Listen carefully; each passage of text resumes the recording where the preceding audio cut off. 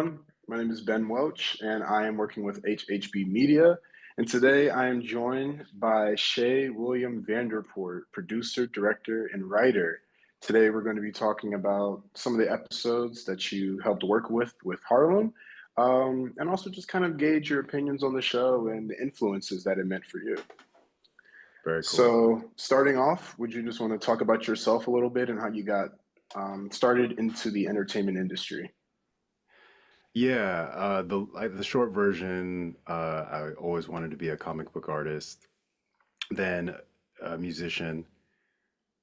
Those kind of things combined got me into film, and it just felt like the ultimate medium for an artist to be expressive, to be able to marry the visuals and the love of audio together to create an expression and hopefully ultimately a captivating emotion for Hmm. anybody taking it in, you know?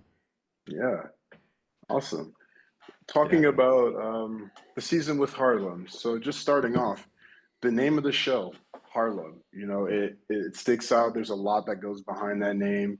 For me, I really enjoyed seeing all the beautiful representations of just Black love, culture, and togetherness with it. So, how did you interpret how to show that culture within your own episodes? And was there any influences from your own heritage or upbringing?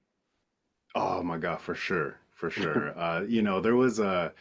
There was a stat back in like yeah, maybe it was 10 years ago, maybe it was less. I don't know what it was, but it was something like how um black women and Asian men had very similar um, kind of situations in like the dating app space where they were, and it was flipped too. It was odd. So it was like they were the least swiped on. So it was like Asian men and black women. But then when you Hmm. flipped it, Asian women were some of the most swiped, and same with the black men. So it was such a weird Yeah, juxtaposition when you flip the gender, you know? And yeah. so I think there's a lot of shared experiences there, and just kind of maybe knowing what it's like to not always be seen, not always be heard, and try to just inform people through our experiences. So that was easy to grasp, you know. Hmm.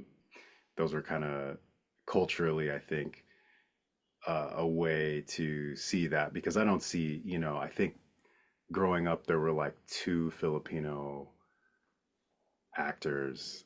It was Rufio on Hook, Hmm. that older film, and then Ernie Reyes Jr. on Ninja Turtles. Mm, That was about it, you yeah. know. I think one thing a lot of people don't know, me being from Los Angeles and growing up in the 80s and 90s, it's like there we didn't have anyone to watch, so like we watched a lot of like Cosby Show, Fresh Prince, like that was our TV, really. Mhm. So that's what we grew up on. In your opinion, what do you feel like is the most important direction that this season went in? It felt like a more mature route this season, and not to say that the episode or the seasons prior weren't mature. I think it was a maturing and an aging of the characters as they came to a close, as we Hmm. knew them. You know, Yeah. I think it could have gone either way. They could have kept, cycling through those same issues. You see your friends or even yourself, you like think you've progressed, you go through a whole personal arc and you're like, oh man, I did it again. I did the same, I made the same mistake. How did I end up here again? Exactly. Yeah. Yeah, so I think the writers, Britt and Tracy, who are just so brilliant, I think they really wanted to see a positive Hmm. outcome for them because a lot of it, I think, is a reflection of their experiences as women and a modern woman. You know what I mean? Like Hmm. um, the different ways to experience life and the choices that they have to make. So. I like how you talked about them, the writers and producers that you worked with, kind of using their own experiences as well. Was it Mhm. difficult in any way as male representing to kind of find stories for these characters or find ways to work around like their lives? Do you mean their personal lives, like No, how no, it no. kind of The interweaves, or characters. Sorry, okay? sorry about that. No, like No, no, no. was it difficult like kind of figuring out like how to write certain storylines or whatever for these characters where obviously, whereas you're in a male identifying space for most of the time, so things might get processed differently or anything. Was there any difficulties with that or I think the what's interesting with this group, because they're so great, because they're so open, Britt and Tracy actually communicate with the actors, and mm, they don't just tell them like, here's your storyline. I mean, wow. that's typically how it is. It's like you receive the Yeah. script, cool. If they're lucky, maybe there's some feedback, but I think because they're all so closely intertwined personally with the characters as well, they do have some feedback. And there were a lot of parallels with certain characters Mhm. about to be engaged, and one of them was about to be engaged in real life. We didn't know. Oh wow. One, yeah, and one who one who gets pregnant. It was supposed that so the person who got pregnant was supposed to be pregnant in the storyline, but then because it ended up being the last season and a shortened season, it really only made sense for another character to go through that arc. So that was a huge, I think, Wow. hurdle and difficulty, because the entire storyline had to be adjusted to address that specific aspect.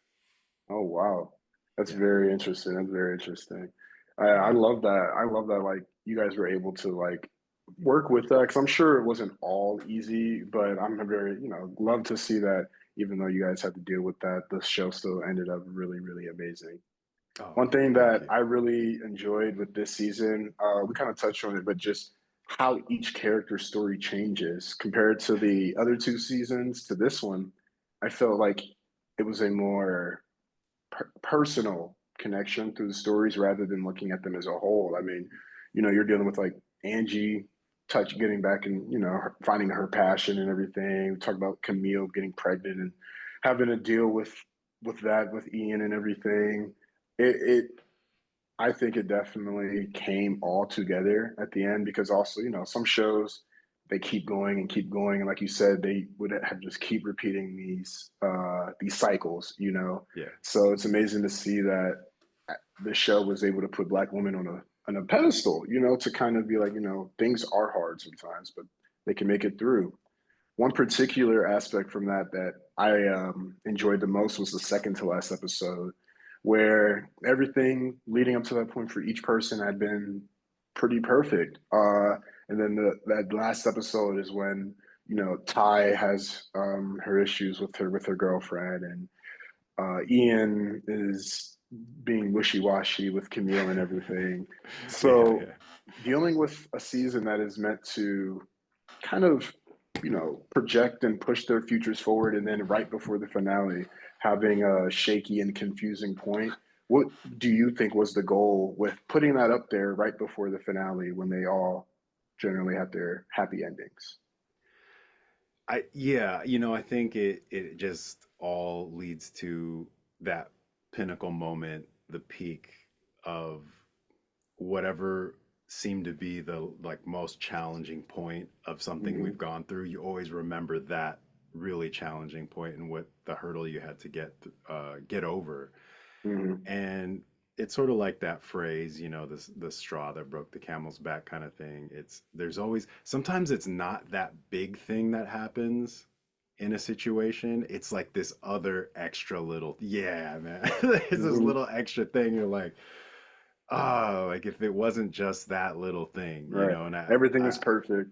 And then mhm, one thing. I got you. I got you. one thing. So I think it was a way to really weigh out the the weight of the scenarios and the situations that each individual was going through, because that was one thing that was really cool, I think, is they're always together. There's always a friendship and a camaraderie, but they were all going through their own personal journeys. And maybe that I'm actually just in our conversation realizing that a lot of times they were intertwined in what was happening. And this time Hmm. it actually felt a little bit separate, but they just had each other's backs. And Yeah. I think that's the beautiful part about the show, is almost like I was at a mixer last night and they were asking me what Harlem was about, and I was trying to phrase it in a way that got to the core of it for somebody who was a foreigner. Because this particular Mm, filmmaker, yeah, like, I got barely you. spoke Yeah. English, was in an, okay, I'm like, how do I get them to connect with this? So I said, you know what it's about? It's about, these women, and as we age, we may not have it all together, and that's okay. But as long as we live life supporting each other, having each other's backs, like that's what matters, that feeling. And that really brings it back to the cultural aspect, like in the like pre-colonial, like, indigenous philosophy of the Philippines. It's like it's not about our American culture where it's like a triangle and you ascend and you step on people to get to the top and I'm the champion. It's not about that. It's more like I think they describe it as a vase and you want to get inside of it and get lower and deeper into the layers of life, and then the ultimate um victory is not I'm the champion, give me the trophy, I have all the Mm. money. It's I have a community and I know that I'll be okay because we're all supporting each other together, you know. Yeah, yeah, I love that, man. I couldn't have said it better myself. Like that was definitely my favorite part of this season. Probably my favorite season because like Cool. I loved how the past seasons had been like, showing black girls being together for each other. But I loved how this season, like you said, it was kind of focusing on their individual stories while still showing that they had each other's back, because that is life. Like there are periods when you can be with your friends all the time and do stuff together. Then there's periods when Yeah. a lot of the hard stuff, you're just with you, and not to say people don't have your back, but it happens sometimes. I love that though. Yeah. And just to add a little bit to that, I do have to say, like, this cast in particular, they exude that and they live that life. It's a different, some shows, it's a work relationship. You show Mhm. up, clock in, cool, we're good, and that's it. They're a group of friends, really, truly, and sisters. And so to be able to witness that, it's weird. Like I'll be going through my own personal stuff. They don't even know about it, but just Mhm. watching them be such good friends and so supportive of each other, it like makes me feel better about whatever I'm going through. It's like, oh, okay, cool. Yeah. There's good people in the world. No, So, exactly. yeah. Exactly. I love that. You kind of jumped into my next question, like grounding everything for a moment. How was it like working with other directors? I know you Quinn, writer. She's written a bunch of amazing stuff. How was it Oh, cool. working with other directors and writers and even the actors for the show? Yeah, I mean, I guess I'll speak to, first of all, the creator of the show, Tracy Oliver, like hands down one of the most amazing human beings, if not the most, I've ever met.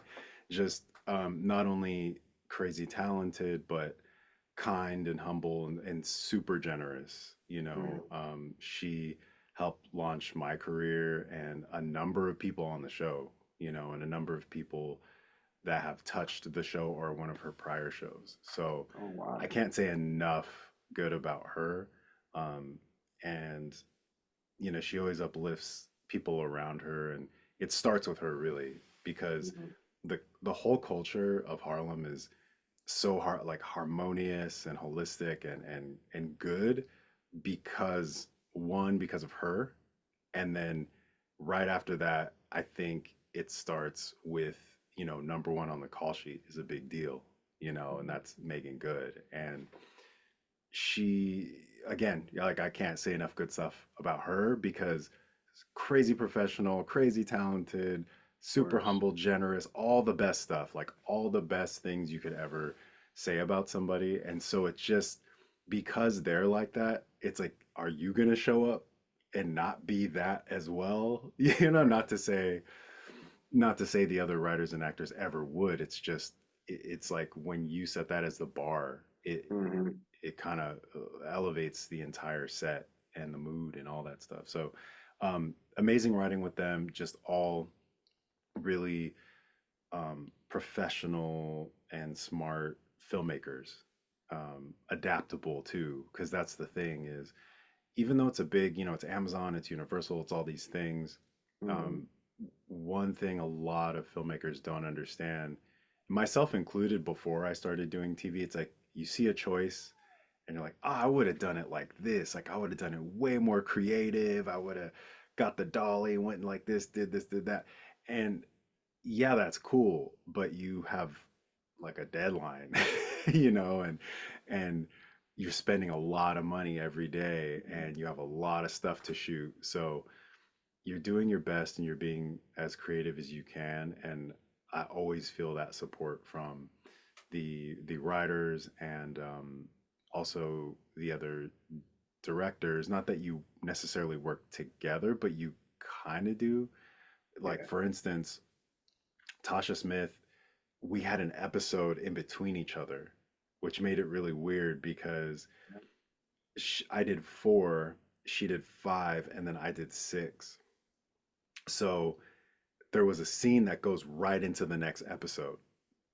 So we had to Yeah. connect them. Yeah. And so Hmm. it was like I had to make sure where I ended my episode, hers could begin, kind of thing. And Yeah. like, yeah, so it gets really tricky, but it was cool because she called me one morning and was just like, yo, like, what do you want to do here? And we just worked it out and figured it out. And it was great. Like, I don't think anyone would ever have known, that we had to work Right. that out. So yeah, working with everybody is just incredible, and especially on this show, it's like I could go on forever, and the answer Hmm. would be like 45 minutes. So I'll just cut it right there. No, no, I appreciate it. Like that, and that's the beauty of filmmaking too, like being able to find those people that you can actually work with creates such a better project. And you could tell, you could definitely tell. Yeah. You just keep jumping right into my next questions because I was so talking about the episodes you directed. I believe the fourth episode is Foot Rub, right? Yeah. Yes. Okay, Yeah. I really like that episode. I didn't Oh, know cool. you did that one, but I really I liked it. did. So I was just going to talk. So dealing with a very critical episode as Foot Rub was introducing kind of some of the first issues that will lead into episode five, but then also working Yeah. with the series finale, and finding a way Oh to man. nip everything into a bud essentially, but without, obviously, obviously you don't want like loose ends. You want everyone to have the ideal ending that you envision. What were some of those choices between episodes? One or two choices, if you feel that like you feel like were critical to the plot, but that you kind of had to maybe work around or figure out exactly the right way to convey that message. Yeah, the challenge of coming sort of later in the seasons Hmm. is you go last, and you have kind of the bigger set pieces to deal with, but at the same time, and this is always just inevitable in every show. You're Hmm. always sort of out of money and out of time, right? Yeah. But you also have to really, really show out at the, with this limited budget and time. So I'm really grateful to have had my guerrilla filmmaker experience in, like Awkward Black Girl and all the other independent stuff I'd done, because Tracy and I like we switched like into that mode on a dime, Hmm. which is crazy. And for Wow. me, like putting myself in her shoes, or actually from the outside looking at her doing that, I feel like is more impressive because I'm always doing that. Like when I'm not doing TV, I go do some indie thing, big or Okay. small, whatever. But she has been doing such big studio stuff for so long. It's like it's cool that that muscle is still there for her. Because so you were saying like episode four, episode five, six in Foot Rub, the end of it where Camille and Ian are on, um, they're outside actually. Yeah, I'm just outside. kind of recalling, yeah, they're No, you're outside. good. You're good. Yeah, yeah, and no, because it started raining, and we didn't have the location proper. Like all these things were happening, and so we just had a couple of minutes, and we had to get the whole scene because Wow. we had to just be done. Like we just had to get it. So Hmm. we like her and I, we had the scripts, we were looking at it, and we're just like, okay, say the lines, and then like, all right, stop right there. All right, let's do that part again. And we don't typically like to cut the actors off, but we were out of time. We had 30 minutes to do the whole thing. And, luckily our DP is just so talented and fast, Matt Edwards. And with his camera crew, they were just blazing, and so they set up really quickly for us. Um, so I think one of the critical things was just being able to be quick on our toes and but still being observant. So for instance, one of the crazy things was I started doing some stuff for Ty's, like I think it's her last scene where she proposes. Hmm. And there's a line that says, "You see this ring I've been wearing, right?" So I was like, "Okay, what?" I was like, "What episode did she start wearing that ring?"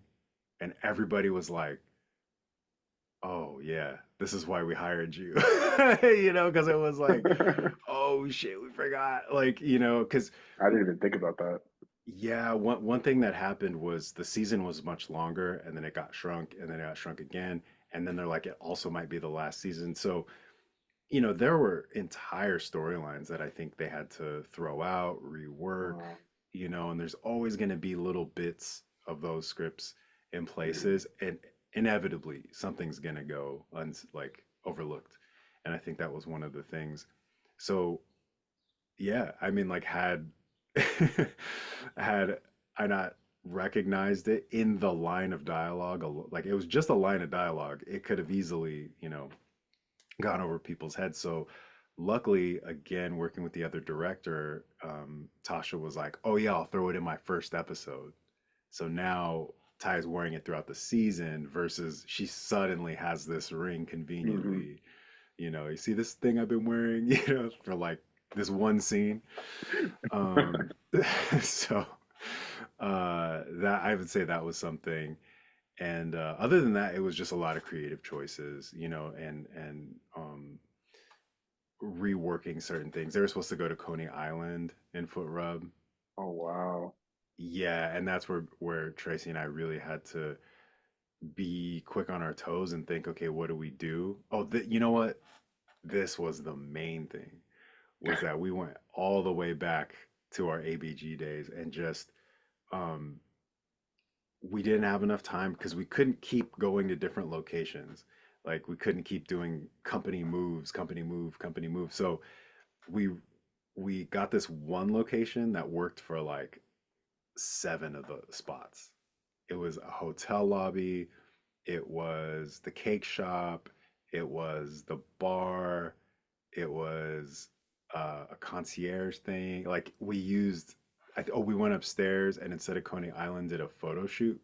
So the photo Hmm. shoot with the kids and all that, um, we Gotcha. did that in an unfinished space of this building, and it's Wow. like, yeah, I mean, it was super indie, like super indie, and we just had to be fast. So Yeah.